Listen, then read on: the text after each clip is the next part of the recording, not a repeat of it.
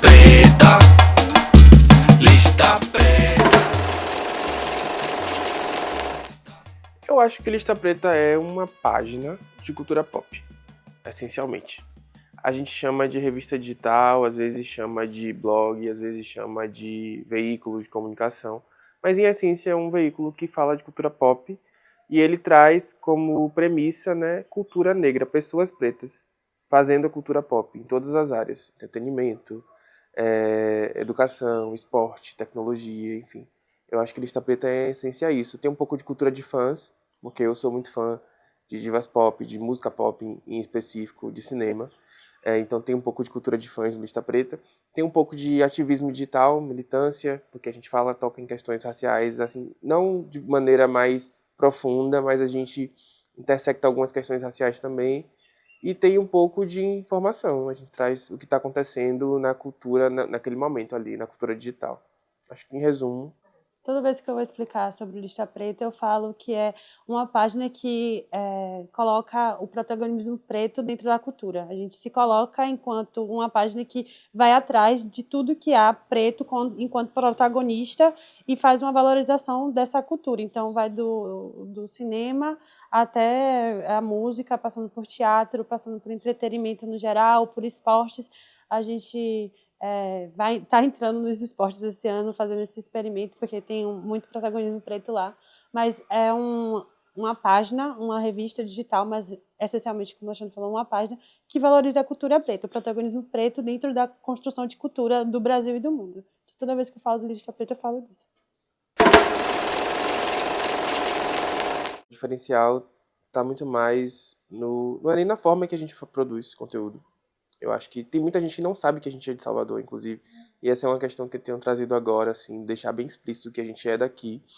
Eu acho que, na verdade, isso representa muito mais uma dificuldade da gente se desenvolver enquanto veículo de comunicação. Porque existe uma dificuldade de acessar contatos, de acessar pessoas. Uma dificuldade mesmo de dinheiro circular para a gente fazer o Lista Preta acontecer, justamente por a gente ser daqui. E muita gente não sabe que a gente é daqui, não acredita, acha que a gente é do Sul. E eu não falo isso só do Lista Preta, mas também no meu trabalho na internet. Muitas vezes eu tive que falar, gente, eu sou de Salvador, porque as pessoas acham que a gente está sempre numa caixinha que fala apenas de algumas questões específicas e não consegue falar de tudo. Então eu acho que isso meio que limita um pouco o nosso alcance, mas ao mesmo tempo isso faz também com que a gente tenha uma bagagem que é muito única da cidade de Salvador, porque Salvador é uma cidade em que a cultura ela prevalece. A gente alimenta a nossa cultura. A gente não precisa de nada de fora, de nenhuma referência de fora para fazer a nossa cultura aqui acontecer. Então a gente tem uma gama de referências muito grande já para apresentar. Então eu acho que nesse sentido Salvador dá para a gente combustível, conteúdo para a gente produzir também.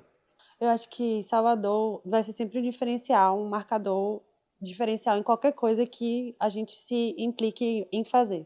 Ser de Salvador tem muitas camadas e aí as vivências minhas e de Alexandre são de duas Salvadores totalmente diferentes e por isso que a gente se complementa, a gente também se repele, mas também se complementa no nosso trabalho porque a gente vem de duas vivências de Salvador. E eu acho que essa camada de vivência dentro de uma cidade como Salvador, negra, predominantemente negra, uma cidade litorânea, uma cidade do Nordeste, enquanto você vai para uma mídia que é completamente cooptada pelo eixo sul-sudeste, isso já é um diferencial. O diferencial é já ser daqui, porque a gente está propondo uma visão periférica de um Brasil periférico. O Nordeste é uma região periférica ainda do país, porque é levada nesse tom em muitas outras demandas, não se acredita nos trabalhos que vêm daqui, sempre é uma luta muito grande para sair daqui e ganhar notoriedade, tudo que é do Nordeste é regional e tudo que é do Sudeste é brasileiro. Então, a gente ser de Salvador, já traz uma camada de diferenciação do nosso trabalho em qualquer trabalho que a gente se propusesse na internet. Então, essa vivência soteropolitana, esse nascer aqui, crescer aqui, traz para o nosso trabalho essa camada de Salvador que está nos mínimos detalhes, está nos máximos detalhes, está na dedicação desse projeto de escolher criar um documentário, um projeto audiovisual que falasse sobre as raízes de Salvador. A gente podia falar de qualquer outro tema, mas a gente escolheu falar sobre isso. Então, eu acho que dialoga totalmente com a proposta do Lista Preta, porque a gente também tem como referência a vida preta cotidiana, porque somos pessoas pretas numa cidade muito, muito negra.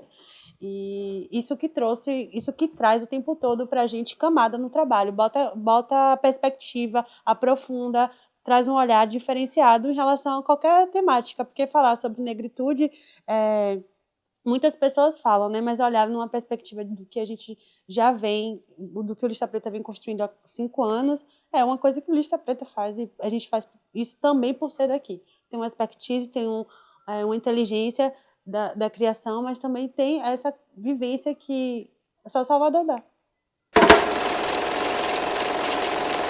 Eu sou uma pessoa muito ativa no antigo Twitter, que agora é o X. E eu acompanhava várias páginas de cultura pop e eles sempre faziam listas de filmes, de artistas. E hoje em dia não é novidade, porque eu acho que a gente questionou tanto isso, que as pessoas... Hoje tem muitas pessoas pretas citadas em todas essas listas, em todas essas páginas. Mas na época que eu fiz o Lista Preta, há uns 6 anos que eu acompanhava, não era muito frequente. E aí eu vi uma lista de filmes LGBTQIAPN+, com protagonismo. Tinham 100 filmes, e acho que só tinha um com protagonistas negros. Aí eu falei, não, vou fazer uma lista aqui, vou buscar os filmes que nem eu mesmo conhecia. Eu fui fazer uma curadoria mesmo de buscar. Aí eu criei o perfil Lista Preta e fiz essa lista de filmes, e aí de cara já viralizou, a galera já começou a seguir, a acompanhar. Eu falei, não, vou seguir adiante com esse perfil, vou criar listas de protagonismo negro em diversas áreas, até mesmo as que eu não conheço, para fazer e tornar aquilo ali acessível de alguma forma. Por um tempo eu passei a baixar os filmes, inclusive, porque tem muito filme que é pouco acessível, não está em serviço de streaming. E aí eu baixava, colocava no Drive, as pessoas pediam, eu mandava. Cheguei a fazer playlists, eu fiz várias coisas, assim, muito com o tempo livre que eu tinha como um hobby, e acabou que foi crescendo e tomando uma proporção um pouco maior do que eu esperava. E Lista Preta veio disso, né? Fazer listas com protagonismo negro em tudo que a gente não conhecia, ou que a gente não tinha acesso, ou que tinha pouco acesso na época. Podcast, que foi o primeiro produto que saiu do 2D da página. A gente teve que criar um roteiro, se encontrar para gravar, que foi o momento, inclusive, que eu entrei no Lista Preta. Minha porta de entrada foi o podcast, que era o Lista Preta Podcast, né? LP, o pod. E a gente começou, eu acho que o primeiro produto mais significativo, que também foi dando espaço para outras experiências, outras experimentações, foi o podcast, que começa lá em 2020, um pouquinho antes da pandemia. A gente vai e grava o primeiro episódio presencialmente, e aí vem a pandemia, tudo fecha, a gente tem que se readaptar, e ficamos gravando praticamente 3 anos o podcast de dentro de nossas casas, e aí nos adaptamos a esse formato. A gente fez 3 temporadas do podcast, e assim, tudo muito experimental, no sentido de tudo sendo feito pela gente, sem grana, tipo, só boa vontade e vontade de construir um conteúdo. E acho que o primeiro produto mais significativo do Lista Preta foi esse. E depois as pessoas começaram a entender que uma mídia negra soteropolitana tinha espaço em outros ambientes. Então a gente começou a ser convidado a participar de eventos para fazer uma cobertura. A gente também foi cotado para participar de uma cobertura de um jantar que teve em Salvador, que foi bem legal, foi bem importante para o Lista Preta. A gente também começou a ser chamado para publicidade, pessoas mandarem propostas. Então, foi a primeira vez que a gente ganhou dinheiro com Lista Preta, foi lá em 2021, 2022, eu acho, né? E que a gente foi chamado para gravar um episódio patrocinado do podcast, e eu acho que isso também é um dos produtos que é bem significativo. E aí a gente começou a se profissionalizar mais e entrar para o mundo dos editais. E aí a gente passou no primeiro edital da gente, que foi do Vale do Dendê, e que foi uma facilitação em relação à própria criação de podcast, que a gente se conhece lá, né, Isis? E depois disso, ser chamado para a cobertura do Afropunk, do primeiro Afropunk, que foi 2021. Eu acho que ali também foi um momento que o Lista Preta foi ganhando essa cara, essa forma, e também o respaldo. Não era um eco, né? Tava voltando o que a gente estava fazendo e falando, não estava ecoando, não estava batendo numa parede e voltando. As pessoas estavam se conectando, se comunicando, entendendo nosso trabalho, entendendo interesse na gente. Eu acho que, enquanto produto, o podcast, os convites para participar na cobertura de eventos e essa inserção no mundo do audiovisual foram 3 produtos que eu acho que são muito significativos da página. Depois, as coisas que foram consequentes desse próprio edital, da gente conseguir construir um site, que era uma coisa que a gente queria há muito tempo. A gente conseguir... E a própria série, né? Isso, construir Novo essa marco pra série gente. é o novo marco, esse momento. É o grande, acho que na verdade é o grande marco da gente. Exatamente. Eu conheci Clara, deixa eu ver quanto tempo antes de Lista Preta, uns 5 anos. A gente é amigo já há um tempo. E eu conheci ela através do meu ex, que era muito amigo dela, aí eu roubei ela pra mim, ela era minha melhor amiga. Aí, com o tempo, pro Lista Preta, eu queria fazer um projeto que saísse um pouco das redes e que a gente tivesse um pouco mais de... tivesse voz, tivesse um pouco mais de presença, né? E aí eu convidei ela e um outro amigo nosso pra fazer o podcast. A gente tentou fazer presencial, só que aí começou logo a Detalhe, pandemia. detalhe. Eu não ia ser a pessoa do podcast. Ele Eu não chamou lembro outra disso, não. pessoa.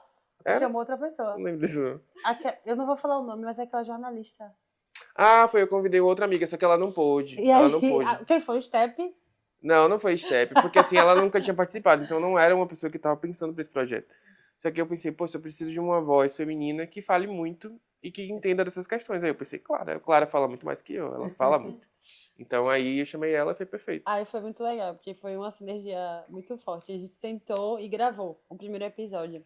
E gravou de vez, não teve muita repetição, não teve testagem, etc. E aí, quando a gente terminou, o Lucas, que foi um grande incentivador do nosso trabalho, que fazia a edição do nosso podcast por muitos anos, falou: Nossa, foi muito legal esse momento, porque vocês foram muito bem para uma primeira vez gravando um podcast. Aí, quando a gente saiu de lá da gravação, o Alexandre falou: Ai, não tinha que ser não tinha outra pessoa para ser. Eu nunca esqueci isso, não tinha outra pessoa para você. Amiga, você foi muito bem, você arrasou. Aí eu fiquei: Ai, que bom, tipo, porque eu nunca tinha. Me colocado na frente de um microfone para falar. Eu já tinha falado em vários outros ambientes, eu sempre fui uma pessoa muito comunicativa, e eu era líder de classe, líder de não sei o quê, e sempre estava ali numa posição de ter que falar e me posicionar para diversas plateias e públicos, né? Mas nunca tinha botado o microfone na minha frente para falar minha opinião ou falar uma coisa com um viés mais elaborado que não fosse tipo apresentação de faculdade ou dentro do ambiente de trabalho. Então, foi bem interessante, porque ali me apresentaram um novo hobby e depois esse hobby virou essa grande coisa que hoje eu considero um segundo trabalho, porque profissão ainda não é, porque ainda não me profissionalizei, mas um segundo trabalho, que é gerir e estar à frente do Lista Preta. Eu sou muito bom com produção de conteúdo, então quem faz toda a programação de conteúdo do Lista Preta sou eu. Tem várias pessoas envolvidas que colaboram com a gente, então tem uma pessoa que vai postar um card, tem uma pessoa que vai fazer, editar um vídeo, enfim, mas eu gerencio toda essa produção. E Clara fica mais na parte, ela pegou os editais pra gente conseguir ter uma capilaridade além da publicidade, então ela que fez toda essa parte de seleção de edital, de inscrição, a parte de documentação, e ela também ajuda na produção de conteúdo. Então a gente meio que divide assim. Mas no geral, cada atividade a gente vai ter uma divisão. Então se tiver uma cobertura, a gente vai sentar e vai falar, vou fazer isso, vou fazer isso. Então é meio que vai sendo dessa forma, entendeu? É Ramon que é uma das pessoas que é responsável por fazer essa inteligência na captação de recurso, Ramon Raquel. Aí a gente tem duas pessoas que colaboram no Instagram com a gente, que é Vinícius e Lara. E tem mais dois colaboradores que são em parceria. Eles criam conteúdos na página deles e a gente posta em parceria com eles, que é... Não precisam citar nomes. A gente tem essas duas pessoas E a gente tem dois designers também. que estão sempre à nossa disposição, no sentido de a gente precisar criar uma capa, criar uma imagem mais elaborada. E eles, Mas isso é sempre rotativo, porque sempre tem gente querendo colaborar com Lista Preta. E como a gente não consegue contratar pessoas, porque a gente não ganha dinheiro de fato, de verdade, a gente ganha dinheiro esporadicamente, a gente conversa e entende como seria esse vídeo, como funciona essa colaboração de modo que seja interessante para todo mundo. Porque as pessoas acham que é um projeto que vale a pena colaborar, mesmo que voluntariamente, entendeu? Então rola de muita gente querer colar, mas também tem rola de muita gente não ter tempo. Então às vezes a pessoa está colaborando e fala, poxa, não vai dar mais. Eu falei, tudo bem, aí a pessoa sai, depois volta também, já aconteceu. Então é muito rotativo essa quantidade de pessoas que está colaborando ali com a gente de alguma forma. Agora nesses quase 6 anos, 5, quase 6 anos, já passaram umas 20, 25 pessoas, assim, que trabalharam, assim, de alguma maneira, contribuíram de alguma forma com o projeto. Eu já queria fazer um estúdio, eu já quis fazer uma festa, eu já quis fazer uma premiação, mas eu acho que a maior ambição, para mim, seria, que eu acho que nem tá no campo do sonho, porque eu acho que é muito difícil, a gente conseguir fazer com que Lista Preta fosse um veículo que eu pudesse virar uma empresa de fato. Conseguir pagar pessoas, conseguir ter pessoal, conseguir... Mas é muito difícil dentro da proposta da gente, porque a gente está falando de uma mídia que é negra, que é nordestina, que fala de coisas muito específicas, então fazer com que a gente consiga captar esses recursos é muito difícil, e a gente já faz muita coisa, a gente já conversa com marcas, a gente já vai atrás de edital, mas mesmo assim a gente não consegue ter recurso suficiente para manter isso de maneira a ser uma empresa, entendeu? E eu acho que talvez essa seja a minha maior ambição, porque eu tenho consciência de que para as pessoas a Lista Preta é um veículo grande. Para as pessoas a gente é um veículo gigante. Tem muita gente que vem falar comigo como se fosse um grande editor de uma grande revista, e eu fico, gente, calma, pera lá, entendeu? Só sou eu e meu computadorzinho aqui, eu e meu notebook. Então, mas eu queria muito que a gente tivesse dinheiro para fazer isso. Porque eu acho que a gente faz bem com o que a gente tem. Se a gente tivesse grana, a gente faria muito melhor. Primeiro que não tinha outro tema que interessasse a gente para entrar numa disputa, né? Que não fosse falar sobre Salvador, porque é um tema que eu e Alexandre somos muito apaixonados, assim, muito enveredados em relação a ser da cidade e a cidade, as representações da cidade no nosso cotidiano. Então, o tema a gente não tinha não cogitou outros temas, e a gente fazer essa inserção no mundo do audiovisual também foi uma janela de oportunidade que a gente viu. A gente estava testando possibilidades no audiovisual no ano passado, então fazendo coberturas, contratando pessoas para trabalhar com a gente, porque a gente não tinha os equipamentos, mas tentando já entrar nesse mundo do audiovisual de maneira mais profunda.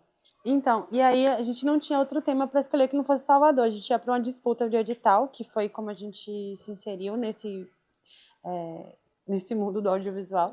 E a gente nem cogitou outra possibilidade que não fosse falar sobre Salvador. A gente estava no ano passado, 2023, já trabalhando com pequenas produções audiovisuais. Encontramos pessoas que dialogavam com o que a gente queria enquanto trabalho audiovisual. E Ramon, que é essa pessoa que é responsável por capitanear os recursos e organizar essa questão do edital junto comigo, falou, vamos tentar esse edital, é uma tentativa, uma aposta alta, mas acho que vocês têm capacidade para fazer esse trabalho e tem know-how e a ideia é muito boa e vamos escrever juntos esse projeto. E foi assim que começou a nascer o Raízes, né?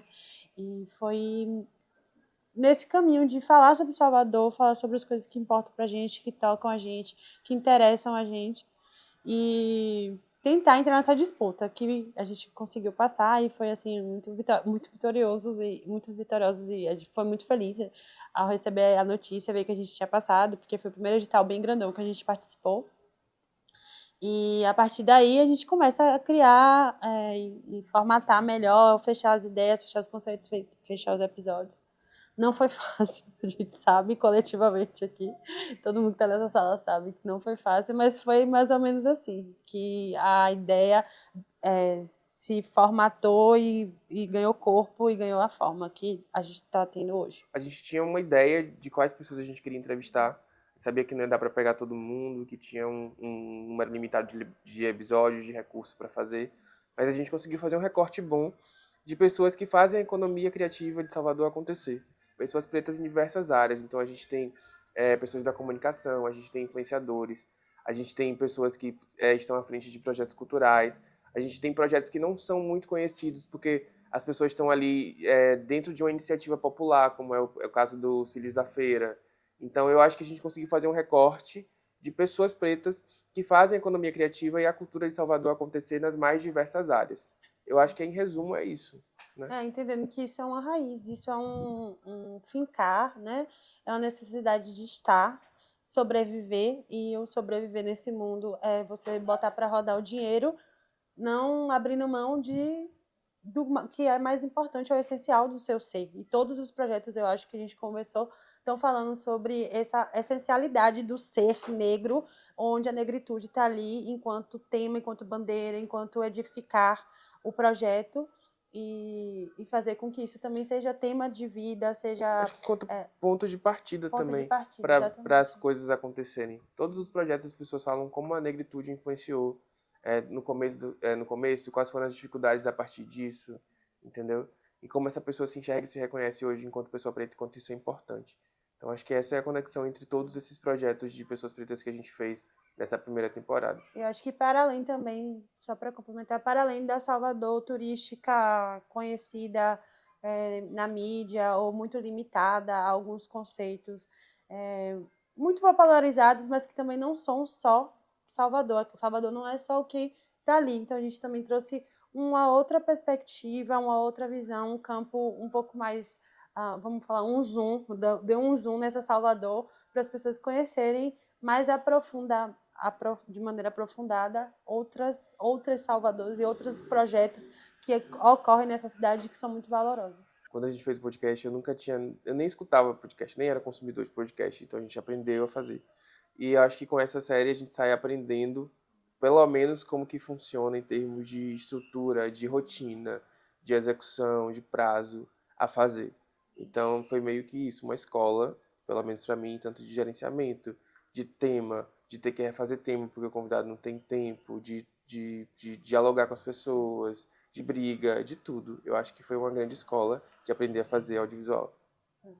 Acho que é por esse caminho mesmo, é um grande aprendizado. A gente tira muitas lições desse projeto e eu acho que também olhando para um ponto positivo, é que a gente tem capacidade sim de fazer.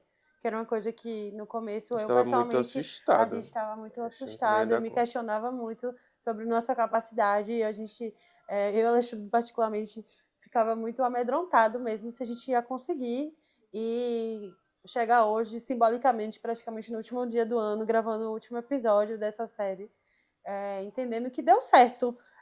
Podia ter dado melhor algumas coisas, mas assim, deu certo sim. E a gente conseguiu fazer, então também tem esse ponto de superação mesmo dos nossos medos. Acho que é uma vivência coletiva. Nós, enquanto pessoas pretas, temos ainda esse local muito do questionamento, que se não fizer o melhor jeito possível, parece que não é bom o suficiente, porque a gente tem que sempre se provar melhor e com uma capacidade maior que a de todo mundo para ter credibilidade em espaços e mercados, e esse do audiovisual é bastante embranquecido. Então, chegar com um produto bem consolidado, e eu e Xande tinha essa insegurança, acho que a palavra era essa, então concluir essas gravações entendendo que a gente conseguiu é um ponto de superação, assim, de aprendizado, que a gente consegue sim. Eu quero contar a história do Adé Dudu, não sei se a gente vai conseguir, que é um grupo LGBT, o primeiro grupo LGBT do Brasil, negro. A gente quer contar histórias da periferia de Salvador, do subúrbio, que eu acho que tem muita coisa que a gente não conseguiu pegar. Tem outras pessoas que não entraram nessa primeira temporada que a gente gostaria muito de entrevistar, mas que tem agenda muito difícil. Então, eu acho que tem muitas histórias que a gente poderia contar dentro dessa proposta e dentro de outras propostas também. Eu acho que Salvador tem uma corrente afrofuturista muito grande que a gente pode abordar, assim, de pessoas fazendo coisas que a gente nunca viu e que propondo novas possibilidades de futuro, de pessoas pretas fazendo isso. Então, eu acho que é um mundo infinito de histórias que podem ser contadas. Eu tenho um ditado. É um dito popular que fala assim: pense no absurdo que na Bahia tem precedente. E aí eu acho que absurdo nesse sentido é tudo que é magnífico, extraordinário, estrambólico. Em Salvador tem muita coisa assim, tem muito absurdo no bom sentido. Salvador e Bahia, no sentido, né? A gente também queria interiorizar a ideia de uma segunda ou uma terceira temporada, porque a Bahia é muito grande, é muito ampla, é muito diversa.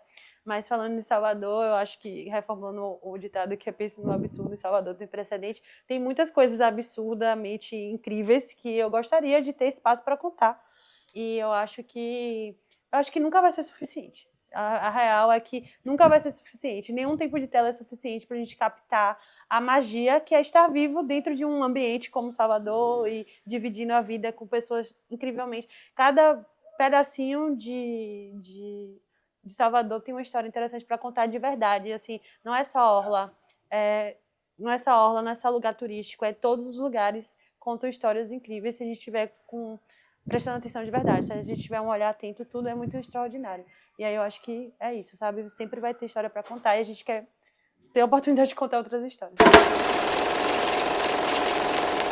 Por favor, assistam essa websérie, porque a gente passou o ano trabalhando nisso com muito carinho e com muita vontade de fazer acontecer. Tem várias pessoas envolvidas nesse projeto, não só a gente. E também assistam com esse olhar de conhecer a fundo algumas histórias que vocês já podem até ter ouvido falar e de conhecer novas histórias que vocês nunca tinham ouvido também.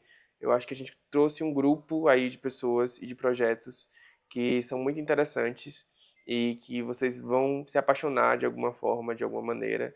E é isso, assistam no YouTube, no Instagram, comentem, compartilhem, mandem para os amigos, porque a gente quer fazer a nova temporada e a gente precisa de audiência. Eu quero convidar todo mundo a assistir o listapreta.dog, Salvador Raízes Negras, porque eu acho importante você conhecer tantas coisas interessantes que a gente vai mostrar para vocês. Então, assistam, comentem, compartilhem, se interessem por essas histórias, porque elas de fato são muito interessantes, tem muitas dimensões, muitas camadas, muitas coisas emocionantes, vai dar emoção ou diversão. E eu acho que é um conteúdo completo e eu só quero que vocês sejam felizes consumindo ele e assistam também.